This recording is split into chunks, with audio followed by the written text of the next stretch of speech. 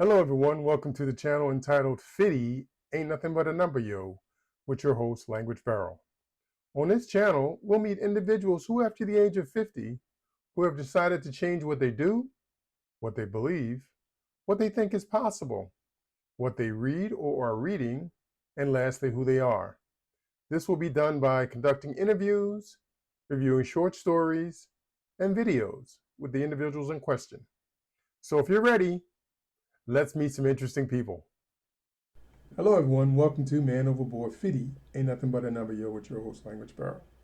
So, in this series of videos, I examine possible places to retirement outside of the US. So, up next is the Philippines. So, the question before us is, should I retire to the Philippines? Oh, the Philippines. Let me first qualify this by saying that I've never actually been to the Philippines. So, it is very possible and likely that my views could change upon actually visiting a place.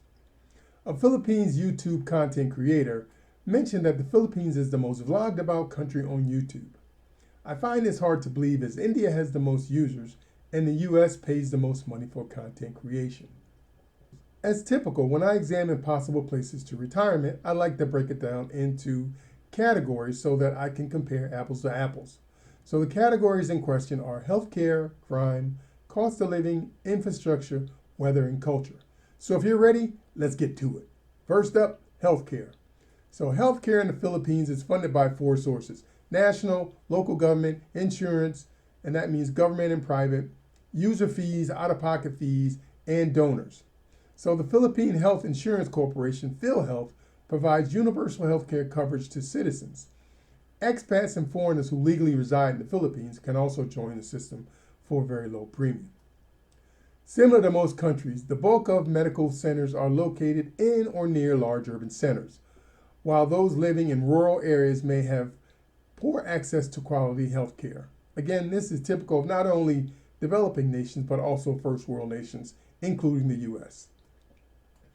Based on a 2008 healthcare survey, 50% of the patients used public health services, 42% used private services, and the remaining 7% or thereabout used alternative or traditional healthcare. The Philippine government spends approximately 3.5% of its GDP on healthcare. The Philippine healthcare system ranks number 60 out of 102 countries around the world, and that's according to the World Health Organization. Okay, so let's talk a little bit about crime. Much of the crime that occurs in the Philippines appears to be focused in and around large urban centers such as Manila. Violent crime does not really appear to be a major concern for tourists. However, crimes of opportunity appear to be the largest concern for tourists and expats living near large urban environments. These crimes, as you would imagine, include con games, pickpocketing, and internet scams, etc.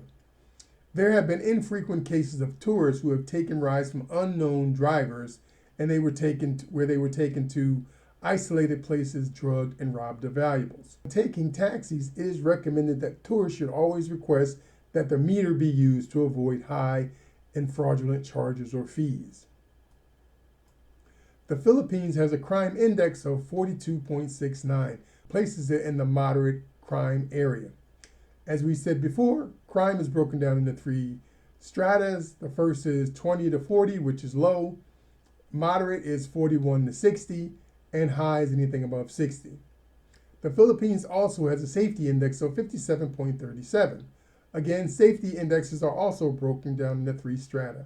Anything above 60 is considered very safe, 41 to 60 is considered moderately safe, and anything below 40 is considered unsafe. So that places the Philippines at 57.31 in the moderately safe category. Like many countries, crime can vary by location.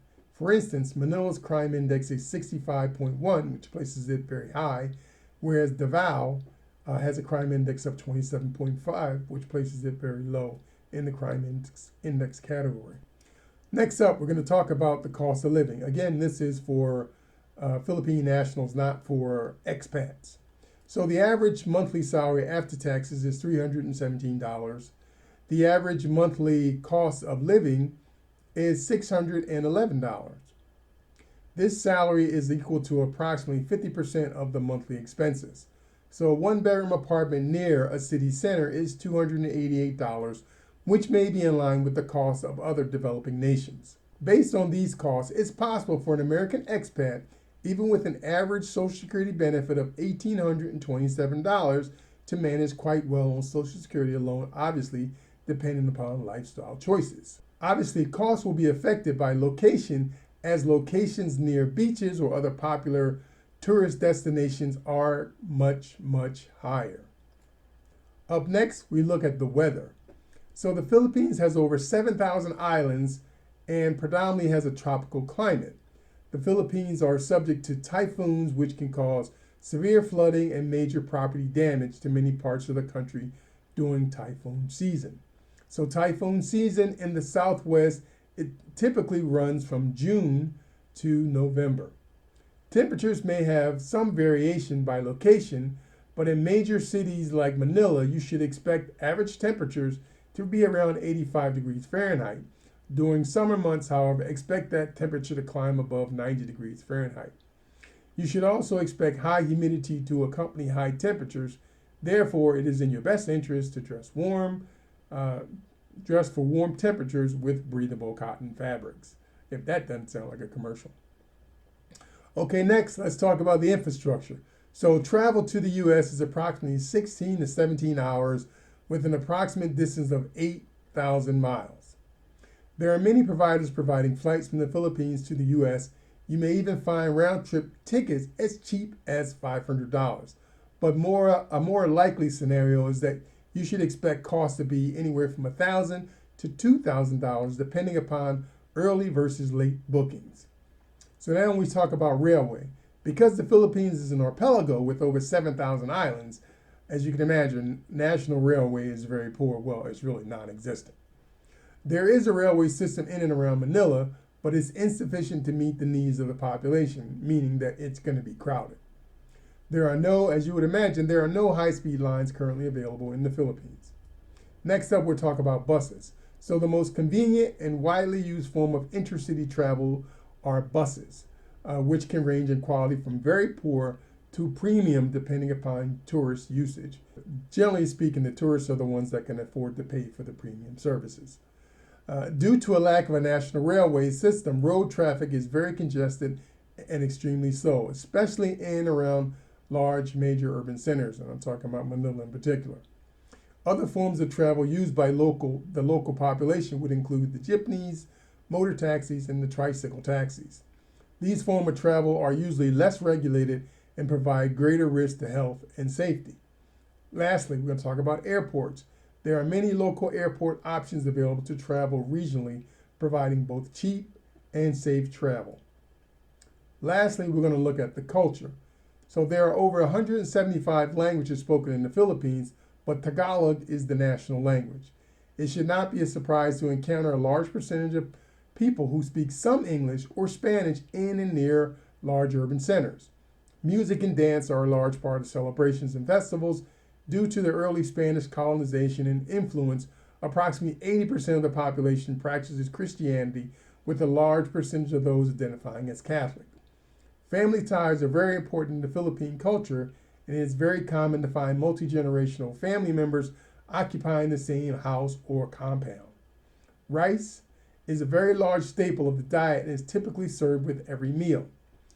Street and stall food is generally safe, and it's very common to find locals consuming food from small, family-owned restaurants or sidewalk vendors.